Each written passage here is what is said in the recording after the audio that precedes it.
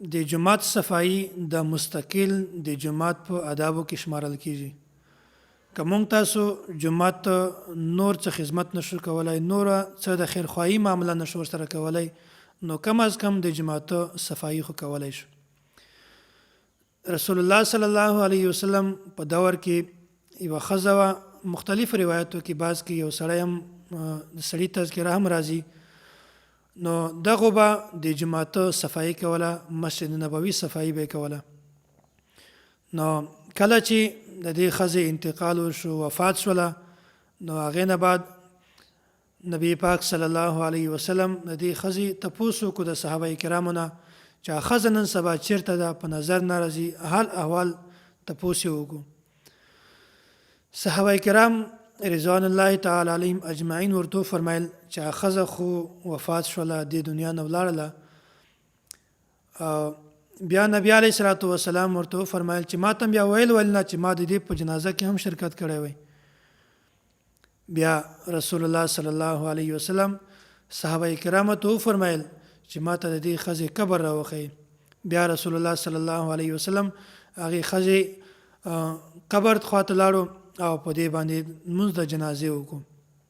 دا صرف د دې وجې نه چې دا ښځه د مسجد نبوي صفایي کوله، په هغه کې به یې جاړو وهلو. نو څومره یو عظیم نعمت ته چې د جماعت صفایي کول، دا باندې الله تعالی هم خوشحالیږي او د الله تعالی رسول نبی علیه الصلاة والسلام هم خوشحالیږي. حضرت صاحب بن یزید دا فرمایي چې زه یو جماعت کې ولاړم او چا زه په کاڼي باندې وویشتمه. ما چې هغې خواته وکتل، حضرت عمر رضی الله تعالی عنه ولاړو. ما ته اشاره وکړله چې دوه کسان ما خواته راوله. ما چې کله د حضرت عمر رضی الله تعالی عنه په خدمت کې حاضر کړل، نو حضرت عمر رضی الله تعالی عنه تپوس ترې نه وکړو چې تاسو د کومې قبیلې نه یا د کوم ځای نه راغلي؟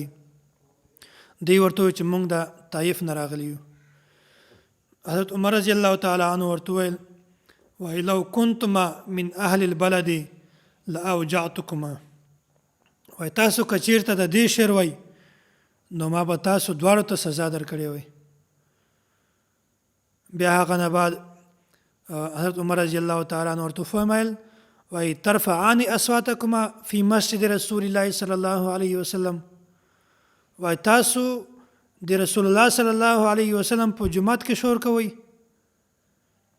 نو شور کول په جماعت کې دا هم د جماعت د ادب خلاف ورزي ده.